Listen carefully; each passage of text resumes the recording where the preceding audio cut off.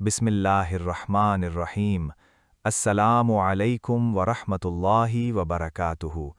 حضرت ابو ہریرہ رضی اللہ تعالی عنہ سے روایت ہے کہ رسول اللہ صلی اللہ علیہ وسلم نے فرمایا، 7 مہلک گناہوں سے بچو۔ 1، اللہ کے ساتھ شرک کرنا، سود کھانا، جادو کرنا، یتیم کا مال کھانا، ناحق کسی کی جان لینا جو اللہ نے حرام کی ہے۔ 6، جنگ کے دن پیٹھ پھیرنا اور پاک دامن عورتوں کو تہمت لگانا۔